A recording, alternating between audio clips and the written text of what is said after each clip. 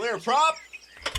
Star 73, Yankee number 2, following twin traffic, 3 mile final, clear subject, 1 Charlie Bravo, exit in runway 25, going 4 mile final. This is Behind the Prop with United Flight Systems owner and licensed pilot Bobby Doss and his co-host, Major Airline Captain and designated pilot examiner Wally Mulhern.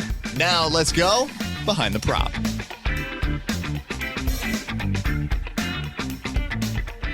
What's up, Wally? Hey, Bobby, how are you? I'm fantastic. This is another guest show. We have a friend of ours from Foreflight today, Emily Norman. She is a marketing coordinator for Foreflight and has been a friend of mine for the last few years and a business partner as we've hopefully grown both Foreflight and United Flight Systems together through some open house work and some things we've done with women in aviation. Welcome to the show, Emily. Thank you, Bobby. It's so great to talk to you again. And Wally, I am very excited to chat with you today because I think every student pilot in the Houston area knows your name from trying to schedule a check ride or just hearing all the good things that you've done and how you actually make students feel good and comfortable and at ease on their check ride day. Well, those are very kind words. I appreciate that. Yeah, Wally will say he tries to trick you so you don't know the check ride actually started. And I remember having that feeling when I took my instrument check ride with him. I thought we were talking, and then all of a sudden he said something to the effect of, "When do you have to file an alternate?" And I was like, "Whoa, wait! It's now we're in this thing. It's going." So I've been a participant in that for sure. That's great. There's no 3, 2, 1 start. It's just as soon as you walk in the door. Pretty much. Emily and I met each other through, I think it was right after I bought United Flight Systems. I was going to host an open house. I tried to find some partners that wanted to participate. I guess some people knew of us, but we weren't a big school. And Emily was gracious enough to point me in the right direction to find someone to host a little seminar on Foreflight, kind of the fundamentals of Foreflight. They have since been a partner that have participated in all of our open houses over the last 4 years. And done a number of things to help us during COVID. We did some, we'll call it remote learning to try and keep the aviation community going, and always have been an advocate for students and student pilots, and I've always really enjoyed the partnership. So thank you, Emily, for all of that. She's also been a student pilot at our flight school. She's now you're a rated pilot.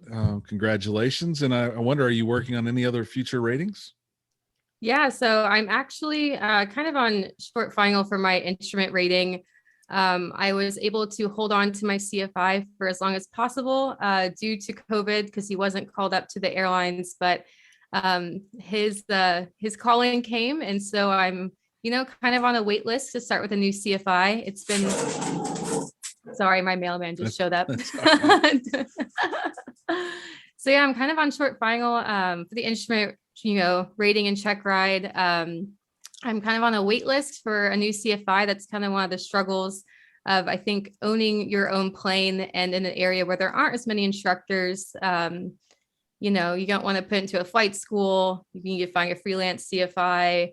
We're working on it, just flying as much as I can with my dad and, keep those skills as crisp as possible for whenever I can, get ready for the big check ride day. Wally, I might be calling you. I was going to say, I know a guy.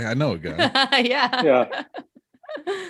But yeah, my plans to get my instrument. I'd like to get my commercial multi, I think whether I one day decide that I want to pursue a flying job or, stay on the business side of aviation, a good pilot is always learning. As much as we say that phrase left and right, it's true. And you're only going to build your skill and confidence by flying more and pushing yourself outside of, those boundaries into new aircrafts or new types of flying. So just want to consume as much of it as I can and, enjoy it on the way. Well, I mentioned it. You do work for Foreflight. I'm sure everyone in aviation is probably a little jealous of that. They all use your tools. Tell us, how did you find Foreflight and what do you do at the company? What do you love about the company? Give us a little bit of background. Yeah, so I was actually about maybe a fourth of the way through my private. I think we were still working on, trying to figure out how to land the dang thing and then get me going on my cross countries.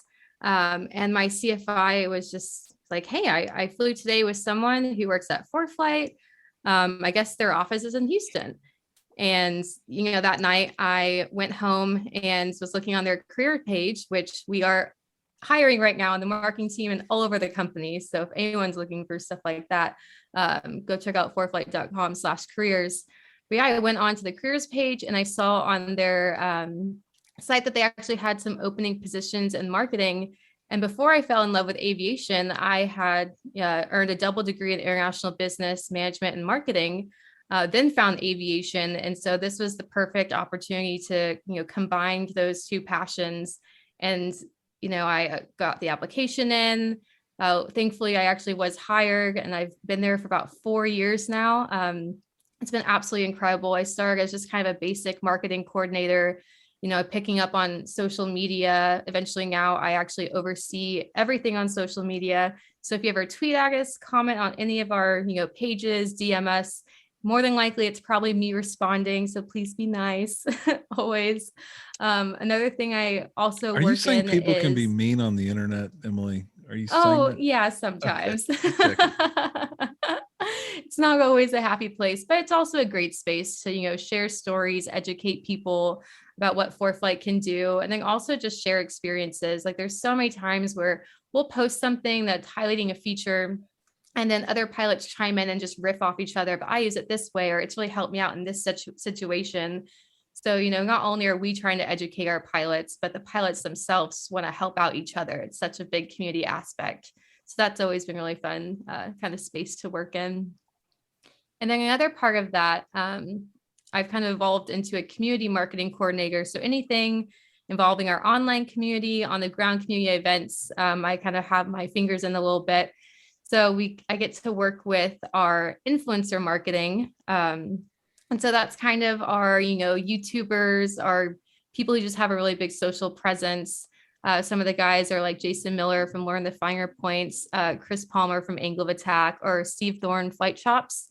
And these guys are really fun to work with because not only have they become like friends and mentors to me, but every month we get to collaborate together on how can we reinforce some of these things that I'm doing on social media. How can you, inspire people to fly, teach them new things about, how they can be a better pilot, but then also how can they use Foreflight and utilize it to be a safer tool. So that's just a really great aspect as well. Awesome. She didn't say our names, Wally. We got to get a bigger following so we can be part of that influence. Yeah, exactly. And now behind the prop. Exactly. There you go. Yeah. So you are doing some pretty cool stuff, and I'm not sure all of our listeners are aware of it, but hopefully our listeners will become listeners and viewers of your stuff. You launched, I think, over the COVID timeframe, a show for Foreflight that I think is always video and audio called Between Two Wings. Mm-hmm. Tell us a little bit about how that came about, because those things don't happen by accident. As two guys to produce a show every week, this is not an easy task every week, and I can't imagine the work that a company like Foreflight puts into something like this. But tell us a little bit about Between Two Wings and how it got started and your love or passion around that stuff. Yeah, so around this time last year, someone kind of came to our team and was like, hey, let's do this. Let's do a podcast. Let's do video as well, which I think makes it a little bit more stressful because not only are you worried about your words, but how you look on camera, and it makes the editing a little bit harder.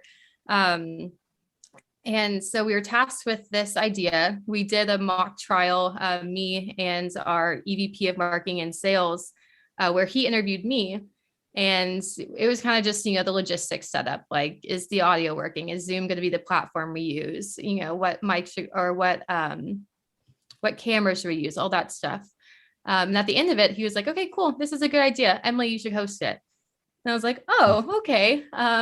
Never done anything like this before. Fairly confident with public speaking, but it's a little different, looking into your laptop, camera with a microphone next to you, trying to, think of interesting, fun things to say. But we got started. We interviewed a few of kind of our closer relationships with, whether it be our influencers, some aviation friends I have, and we kind of just backlogged a lot of episodes until we realized that this could potentially be something. And we launched it, and I think it was about March of this year. and we launched a teaser or trailer video, I should say. And initially we were, getting comments like, well, you guys better upgrade your mic quality and camera quality. And we're like, oh no, what are we getting ourselves into? It was not the feedback we were hoping for at first, but like everything we do at Foreflight, we really listen to what people are saying and we take those aspects and put it into the work that we're doing. So we're, fast forward a year, I think we launched our 18th episode yesterday. Our listens and views are on the rise, still trying to find our audience a little bit. But I'm sure you guys have a lot of experience and know what I'm talking about when it comes to that. It's not an easy thing, but you have to start somewhere and enjoy the process along the way. I mean, at the end of the day, part of my job is sitting down for an hour and talking to fellow pilots and just nerding out about the thing that we love the most and learning from them and just getting a different perspective about the industry. It's absolutely incredible. It's made my job a lot more fun.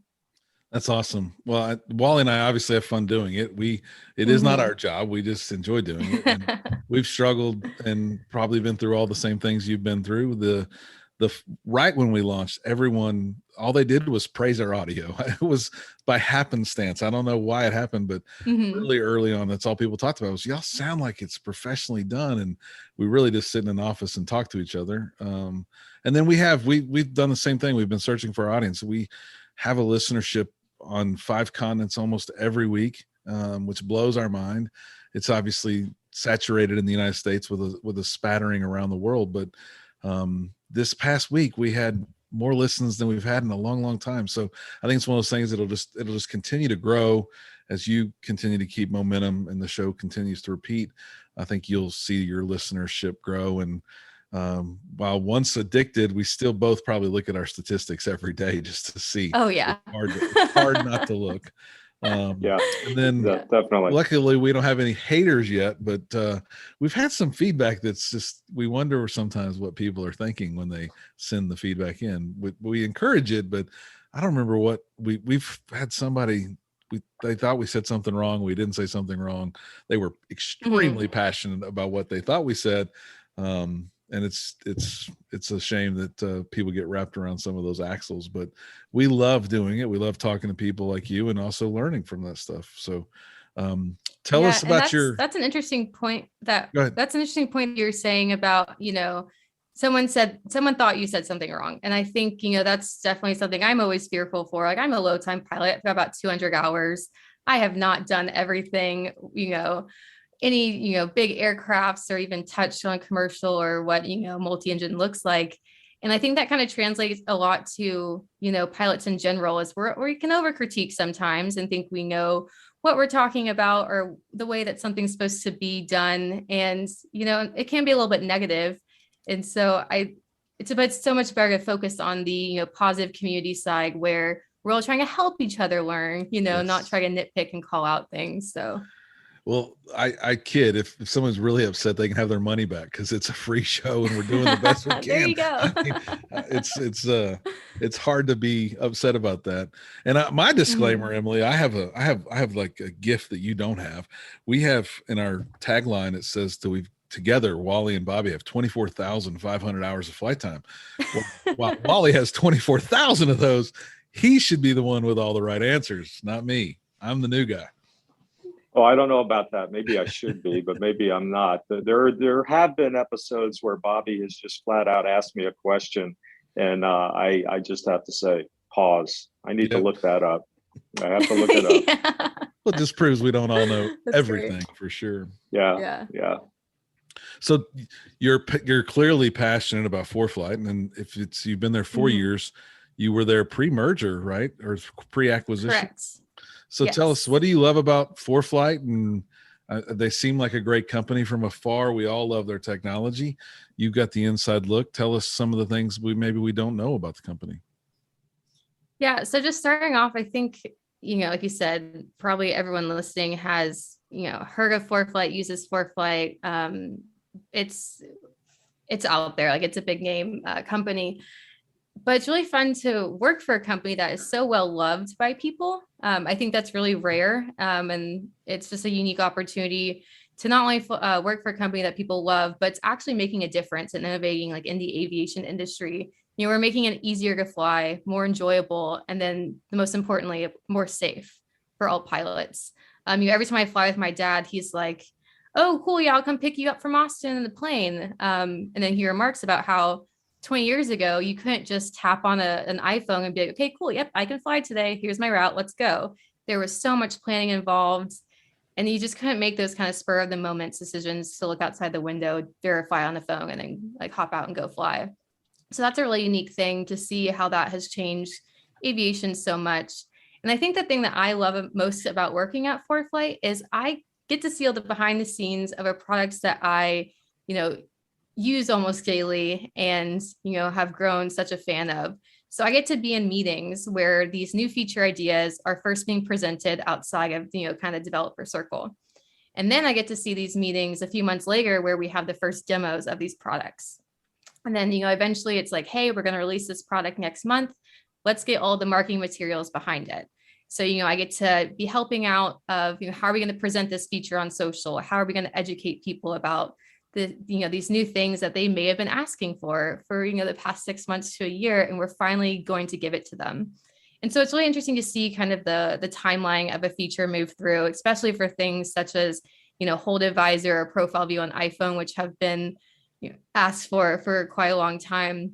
Seeing it go through development to, is this going to go or not? And then finally pushing it out the door and seeing all the reactions from people just get so excited. That really motivates me to, keep going and doing what we're doing at Foreflight. And it's incredible. Every month we're releasing new features, new updates that is on someone's wish list, making something easier, safer while you're in the cockpit. And just, it's like Foreflight's like your friend when you're flying. It can really do so many things for you. So I think working for that company in general, it's an incredible experience. Emily, is there somewhere where you could go and find the original version of Foreflight, the very first version, and put it on an iPad and just put it side by side and look to see the changes? Because most of us have forgotten the changes. I mean, I don't know what Foreflight looked, 4 or 5 years ago. Yeah. So I remember we were trying to there was a trend on Twitter, something like how it was 10 years ago versus now. I forgot what the actual catchy saying was, but we were trying to find a picture of Foreflight from at least 10 years ago. And there was only one. And it's, on an iPhone 3, I think it was. And it was just a little like clunky, bulky, not as intuitive. The aeronautical map wasn't on there. So essentially just the charts themselves. I wasn't flying back then, so definitely never used it. But yeah, no, unfortunately you can just use the up-to-date, brand new, best running version of Foreflight, not the old one. I will say that I've been an examiner for a little bit over 5 years now, and to watch the evolution of it, I would say 5 years ago, and this is just an informal poll, but I would say 5 years ago that 90% of my applicants came in with a paper chart. It was unusual when someone came in using Foreflight or an electronic version, and it was allowable, but and I didn't have any problem with it. But now I think it's flipped. I would say probably 90% come in with Foreflight, and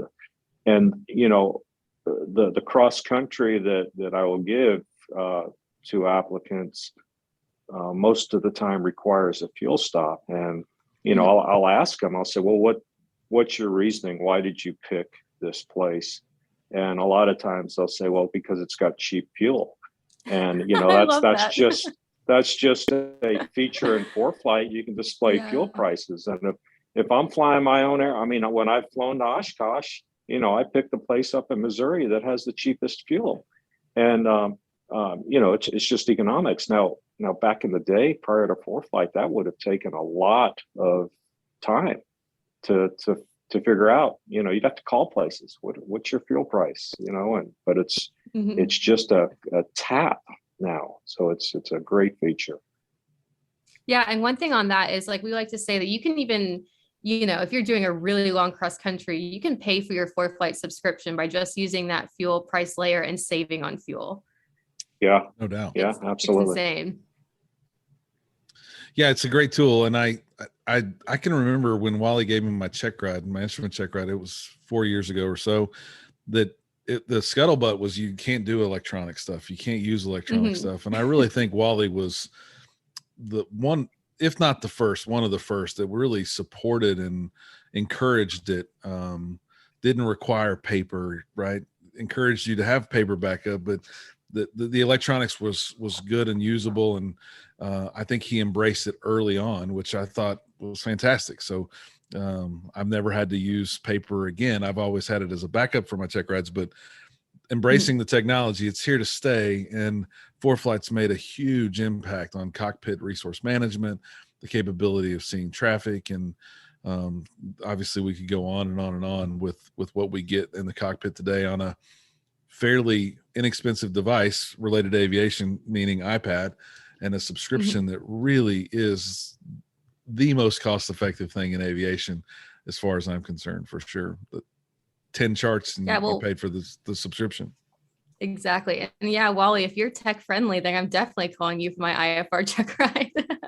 We'll Well, just bring you know, lots of backups. yeah. I mean, one thing that, and I don't get this question so much anymore, but you know, Mhm. again, I say 5 years ago, 90% of the people were using paper, and then I would get a lot of text message and emails saying, "Is it okay to use Foreflight?" And I would say, my standard answer was, "I want you to use on your check ride what you're going to use tomorrow when you take your family on a cross country trip."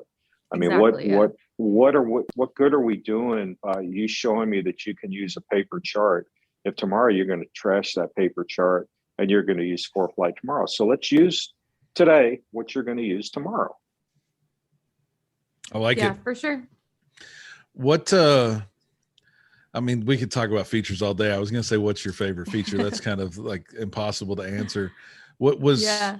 I guess, what was the evolution point for you at the company where you saw the biggest change, I guess, Emily, if there is such a point in your career at Foreflight? Was it the acquisition? Was it some release? Was it, what was it for you? Yeah. So, I mean, obviously the acquisition was huge. You know, we didn't know it was coming, and I think there was a lot of mixed feelings, not from internally employees, but from the general public that, oh no, what's going to happen to little Foreflight? That's that's my company. That's who I use every single day. And I think there's still some hesitation about that, but it's been, almost at least 2 years. I feel like COVID years, I'm not sure how to count them anymore, but I think it's been at least 2 years. And nothing's changed. If anything, we're using them to leverage to put out new features and tap into, more Jeppesen data and just reach new heights. But it's been great so far, like smooth sailing, not a lot of changes on the internal side. So that was definitely a game changer. But there have been a few releases that kind of come to mind where I'm just like, wow, we are going outside of just the basic safety and utilization of a device in the cockpit, but we're just making things that are just downright really cool. We launched kind of our 3D suite of features. If I'm not sure if you're familiar with them, they are in our Performance Plus package, but it's just incorporated something very like high-end tech into what some people think is a simple flight planning solution. Essentially I can tap on any airport or any space on the map and get a 3D view of it, during the day, at night, just to see to know what I'm going to expect whenever I actually get to the airport. Lately we've actually incorporated internet traffic into that. So you're actually seeing the traffic live at that airport. So you can kind of see, a flow of, okay, what runway are they using right now? How are they vectoring people? And just, getting a really full overall picture. It's things like that. And these kind of more recent releases that make you realize you can just dive into this one single app. There's no reason to go anywhere else. And it's almost like information overload. It's all useful and you can kind of, pick and choose what you like to take from it. But it's just so inclusive into one spot. And kind of releases like that have made me realize that we're really, pushing forward to be the it thing in the general aviation and business aviation. Yeah, I love it. I actually stumbled on that feature yesterday as I was Oh, cool. preparing to go to Austin myself, and I was really doing more of a weather briefing for myself, but turned on the 3D view of. I did it for Brenham and Giddings, and then Austin as Mhm. well, because I was planning on making those stops just to get some landings in. And I was shocked that I was seeing someone doing a touch and go in Brenham, not just Yeah. in the 2D view, but in the 3D view. I was actually seeing them take off, and I rotated that 3D view back towards hooks and saw 3 or 4 of our flight school planes also flying as the little triangles in Yeah. 3D. And I thought it was very interesting. Once you get the livery on all of those planes, I'll be really impressed though. When I see that Right. 6 Foxtrot's actually red and white in the air, then I'll be really, really, no, I'm just Yeah, we're kidding. gonna have to work with like Infinite Flight or something. They do amazing jobs on older library aircrafts. It's a really cool feature and gives me a perspective of what's the approach going to look like. Mhm. And it's a really, really cool feature. I like it a lot for sure. Yeah, I definitely find it more useful at night because we have incorporated, the actual airport lighting that you're going to see, and just kind of knowing like where that's going to be, because it is at night. It's essentially this exact same picture that you're going to see in the air. It's been really useful. Awesome. So let's jump back quickly to Between Two Wings and talk a little bit about Mhm. some of the guests that you've had, some of the things that you might be planning on doing in 2022, and give our listeners a little bit of what should they do? How can they listen? How should they listen? And where do they go find more? Definitely.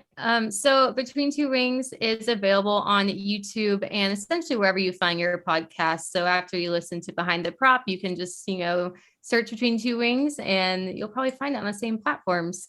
But essentially, I am just interviewing aviation enthusiast pilots from all around the industry. All the pilots I'm interviewing are actually using Foreflight.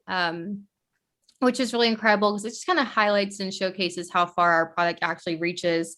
But the good thing about this series is we're not talking about Foreflight. Actually, very rarely mention it. We're really just trying to, show off that everyone has a unique story and perspective in the industry. So some of the people I've interviewed so far, it's been Mark Baker from AOPA. He's their president.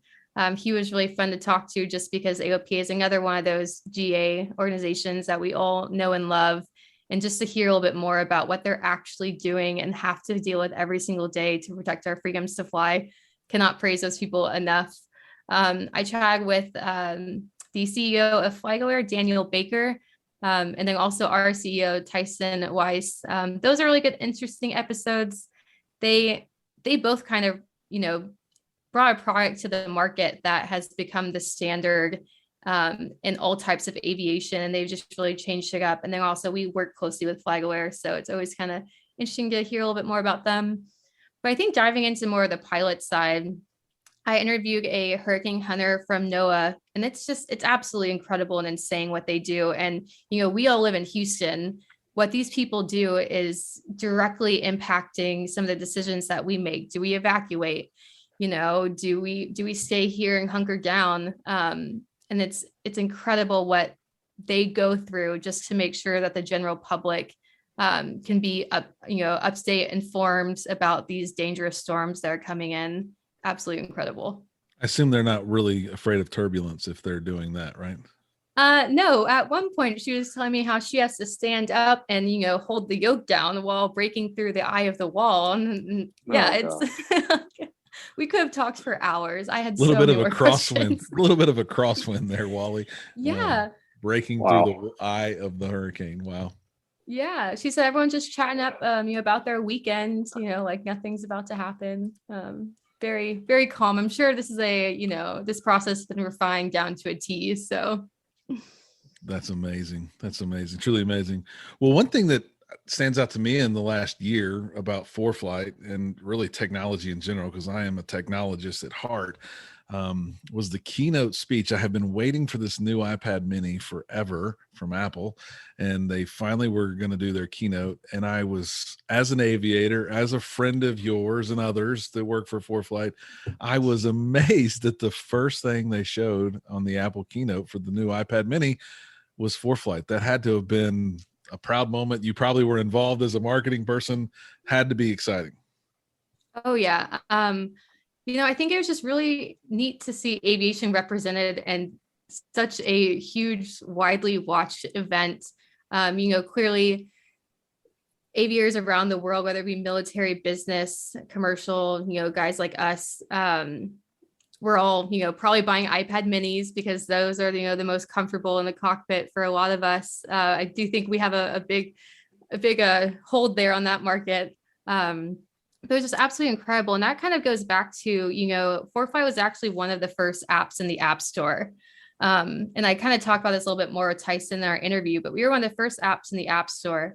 And then they actually got a little bit of a preview of the iPad when it was going to come out. And that's when they kind of realized that, wow, with this iPad, we could really make something out of this Foreflight app. So there has been a little bit of a connection there, but then also, like I said, I think us pilots are holding it down for the iPad mini. So yes, I think we definitely are buying the newest version on a regular basis. Yeah. And I'm sure I'll continue to do the same thing. I've probably had 3 or 4 iterations of iPad minis, but the new one's really cool. And I think the pencil's amazing. So kudos to Apple and kudos to Foreflight for making those things work together. And I thought they represented, I believe it was a military, maybe it was a little bit of a aircraft rescue type team, but it definitely showed the capabilities of Foreflight in that keynote. And then it resonated with me that the device is very important in the cockpit for sure. And I think everyone can relate to if I went to fly now and I didn't have Foreflight, that would probably be equal to fuel, Wally, just so you know. I don't think I would go. I would need both fuel, and Foreflight. It was very important. So you mentioned the Hurricane Hunter. Was she your most exciting interview? As far as learning a different side of aviation and just like a holy crap, you actually do that. You fly into this weather. On that perspective, yes. I think from the, always learning as a pilot side of things, when I interviewed Jen Pierce, she is, and she's a controller at Houston Center.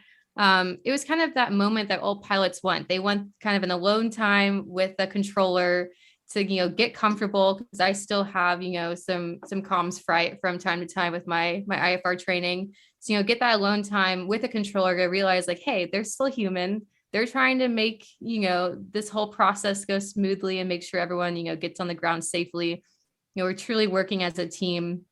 And I learned a lot about, that side of, if they say they're on their landline, they probably are, but, then again, they might not be, just kind of depends on the day. She brought a lot of humor and comedy to it as well. And ironically, the next flight I did, I was way more confident on the radio. And even if I, messed up or something, just didn't get embarrassed, just kind of plowed through it. So I think it just kind of made me realize that there needs to be more connection between, controllers and pilots. So we can just, all keep the skies friendlier and safer. No doubt. Well, Emily, I got to say, I thank you very much for joining our show. And I will encourage others to watch your show and be participants between two wings and learn more about aviation and help the aviation community as well. As we always say, continue to fly safe and stay behind the prop. Thanks for checking out the Behind the Prop podcast. Be sure to click subscribe and check us out online at BehindTheProp.com. Behind the Prop is recorded in Houston, Texas. Creator and host is Bobby Doss. Co-host is Wally Mulhern. The show is for entertainment purposes only and is not meant to replace actual flight instruction. Thanks for listening, and remember, fly safe.